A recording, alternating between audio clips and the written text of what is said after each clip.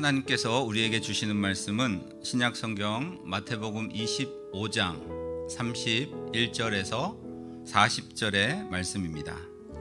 인자가 자기 영광으로 모든 천사와 함께 올 때에 자기 영광의 보좌에 앉으리니 모든 민족을 그 앞에 모으고 각각 구분하기를 목자가 양과 염소를 구분하는 것 같이 하여 양은 그 오른편에 염소는 왼편에 두리라. 그때 임금이 그 오른편에 있는 자들에게 이르시되 내 아버지께 복받을 자들이여 나와 창세로부터 너희를 위하여 예비된 나라를 상속받으라. 내가 줄일 때에 너희가 먹을 것을 주었고 목마를 때에 마시게 하였고 나그네 되었을 때에 영접하였고 헐벗었을 때에 옷을 입혔고 병들었을 때에 돌보았고 옥에 갇혔을 때에 와서 보았느니라.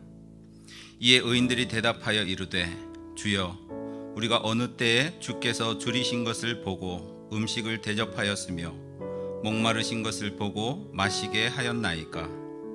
어느 때에 나그네 되신 것을 보고 영접하였으며 헐벗으신 것을 보고 옷 입혔나이까?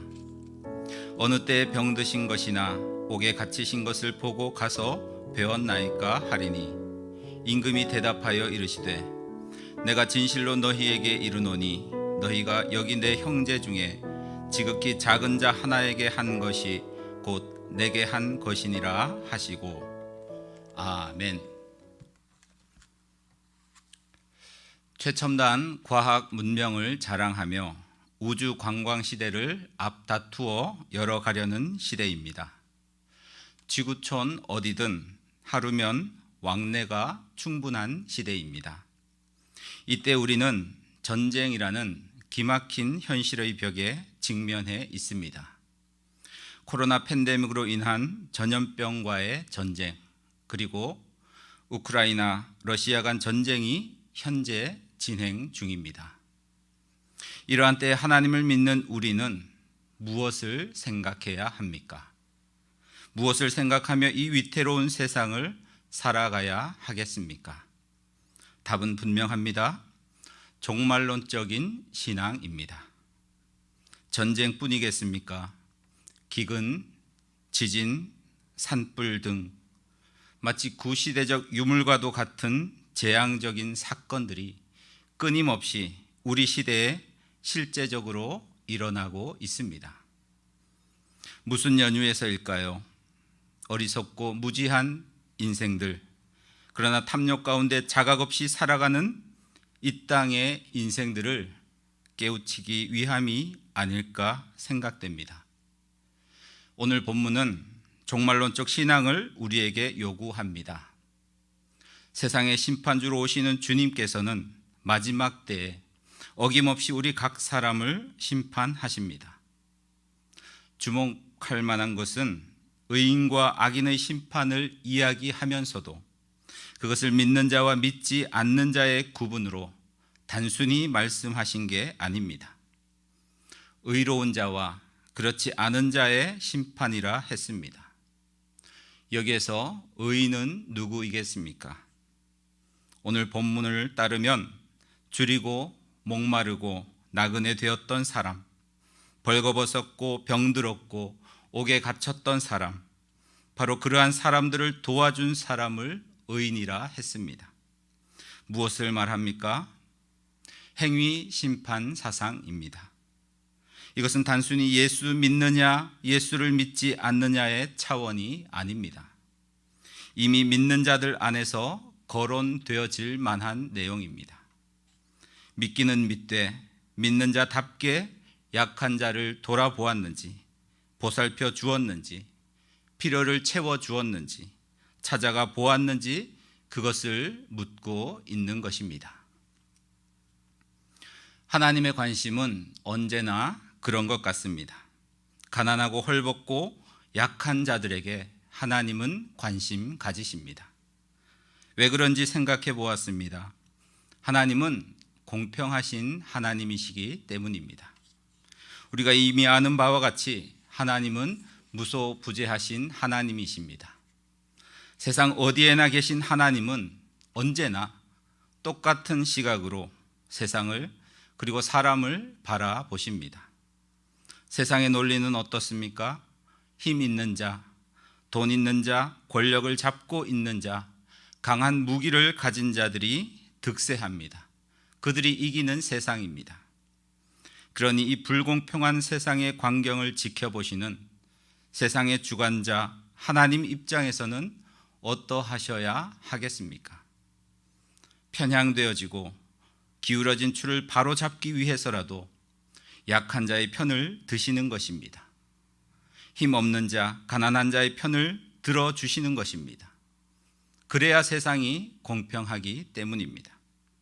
이것은 창조주 하나님 입장에서는 너무나 단순한 공식입니다. 쉬운 예로 부모된 입장에서 생각해 보십시오. 여러 자식들 중에서 맨날 쥐어 터지는 자식, 음식을 차려 놓아도 잘 챙겨 먹지 못하는 자식, 그런 자식들에게 한 번이라도 더 손이 가고 마음이 가는 것 아니겠습니까? 그래서 하나님은 고아와 과부와 나그네에 관심이 많으신 것입니다. 세상에 문벌 있는 자 혹은 돈 많은 부자보다 버림받은 자, 가난한 자, 세리와 죄인들에게 더 눈길이 가시는 우리 주 예수님이십니다. 우크라이나 러시아 간 전쟁이 진행 중입니다. 일방적인 전쟁입니다. 계란으로 바위치기 격입니다. 1대 100의 싸움입니다. 객관적으로 가망이 없어 보이는 우크라이나처럼 보입니다. 그럼에도 불구하고 우크라이나 국민들은 결사항전으로 맞서고 있습니다. 대통령을 중심으로 수도 키이우를 사수하고 있습니다. 최강국, 지구촌 최강을 자랑하는 미국과 유럽이 도와줄 것 같이 큰 소리 쳤지만 막상 전쟁이 발발하자 직접적인 군사 개입으로 도움을 주지는 못하고 있습니다. 결국 누가 맞서 싸워야 하겠습니까? 자국민들입니다. 해외에서 조국의 위기 상황을 전해들은 우크라이나 국민들은 위험을 무릅쓰고 속속들이 귀국길에 오릅니다. 이미 고국을 떠나 안전지대로 피신한 한 중년 남성의 인터뷰가 가슴을 울립니다. 기차표를 꺼내들고는 손가락으로 가리키며 키우로 향하는 티켓을 끊었다라는 것입니다. 가족과의 생이별을 불사하고 내 사랑하는 조국을 지키러 전쟁의 포화 속으로 뚜벅뚜벅 걸어가겠다라는 것입니다. 코바디스의 한 장면이 떠올랐습니다. 베드로는 불타고 있는 도시 로마를 빠져나와 도망합니다. 이때 로마에 입성하기 위해 걸어오시는 예수님을 만납니다. 베드로는 묻습니다. 쿠오바디스 도미네, 어디로 가시나이까 주여? 이때 주님은 말씀하십니다. 네가 버리고 도망하는 로마에 나는 죽으러 간다. 비록 영화의 한 대사이지만 우리 주님 예수님의 마음이 그 대사 안에 고스란히 담겨져 있는 것입니다. 예수님이 거하시는 곳은 언제나 그런 곳이었습니다. 가난한 자, 헐벗은 자, 의지할 데 없는 자, 춥고 배고픈 자, 버림받은 자, 울고 있는 자, 말할 수 없는 상실감에 젖어 있는 자, 세상 어디에도 희망을 둘 데 없는 자, 그런 자들이 있는 곳에 우리 주님의 발길은 머물러 있는 것입니다. 시편 1편은 복 있는 자를 노래합니다. 이 시편 1편의 마지막이 어떻게 끝을 맺습니까? 무릇 의인들의 길은 여호와께서 인정하시나 악인들의 길은 망하리로다. 여러분, 시편 1편에서 말하는 의인과 악인의 결정적인 차이는 무엇입니까? 생명력입니다. 의인은 생명력이 있는 자들입니다. 악인은 그렇지 못한 자들입니다. 그렇다면 시편 1편에서 말하는 의인은 어떤 사람일까요? 밤낮 없이 성경 공부하고 말씀 묵상하는 자들일까요? 매일같이 큐티하고 말씀을 통독하고 필사하고 또 암송하는 자들일까요? 아닙니다. 그 말씀을 통해 적어도 하나님의 뜻을 분별해 내는 자들입니다.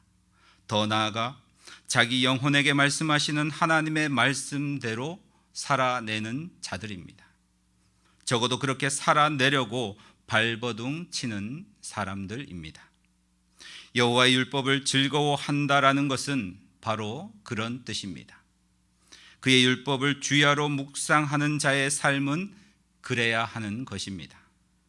단순히 말씀이 좋아서 즐거운 것과 하나님의 뜻이기 때문에 그것을 실천하는 문제는 차원이 다른 것입니다.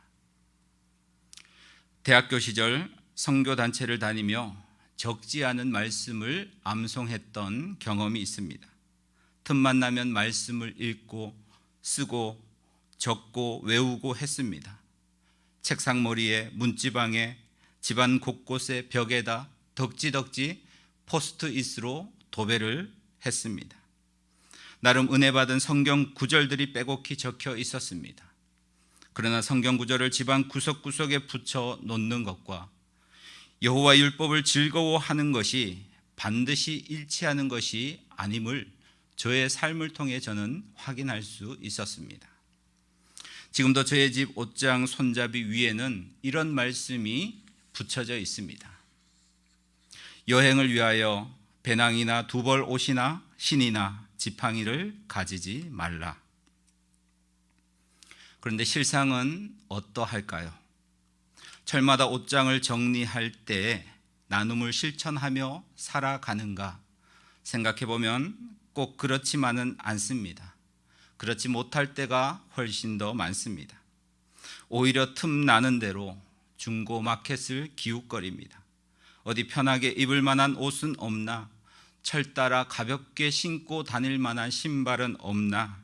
뒤적뒤적합니다. 말씀은 말씀대로, 생활은 생활대로 따로인 것이지요.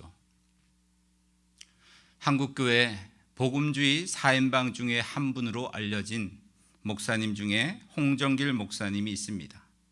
그는 목회 여정 중 후회되는 것이 없었느냐라는 기자의 질문을 받고 이렇게 고백합니다. 한국교회가 민주화를 위해 투쟁하는 진보 형제들이 있을 때 그들과 함께하지 못한 부분이 참 후회됩니다. 물론 그 당시 저는 민족 복음화가 민주화보다 훨씬 더 가치 있는 것이라는 신념을 가졌었고 그 신념은 그때나 지금이나 변하지 않았습니다. 그럼에도 불구하고 지금도 후회되는 것이 있다면 민주화 운동하는 그 형제들이 높은 데서 떨어져 죽고 불타 죽을 적마다 그 사람들이 고통당할 때에 조금 더 가까이 가서 곁에 있어 주지 못했다라는 것입니다. 사랑하는 성도 여러분, 우리 주님 예수님께서 마지막 심판 때에서 우리 각자에게 무엇을 물어보실까요? 너 어느 나라에서 살다 왔니? 너 얼마나 규모 있는 교회를 다니다 왔니? 너 학위가 어떻게 되니? 너 무슨 차 타고 다니다 왔니? 너 자녀들에게 얼마나 많은 유산을 물려주고 왔니? 이런 물음일까요? 아닐 것입니다. 그렇다면 적어도 이런 질문은 아닐까요? 너 세상 사는 동안 누구와 함께 있다가 왔니? 지금 여러분들의 발걸음은 어디에 머물러 있습니까? 또 어디를 향하고 있습니까? 지금 여러분들 곁에는 누가 있습니까? 기도하시겠습니다. 하나님, 그가 예수님을 안다라는 것과 그가 예수의 뒤를 따른다라는 것 사이에는 너무나도 큰 간극이 있음을 우리는 잘 압니다. 우리가 예수 그리스도를 알고 예수 그리스도의 말씀을 잘 아는 차원을 넘어 예수의 삶을 따르는 참 제자가 되게 하여 주옵소서. 예수님이 행하신 일들을 우리가 다 할 수는 없지만 적어도 예수님의 발걸음이 머무르실 만한 곳이라면 우리도 따라 그렇게 행하며 살아가는 주님의 제자들 되게 하여 주옵소서. 예수님 이름으로 기도합니다. 아멘.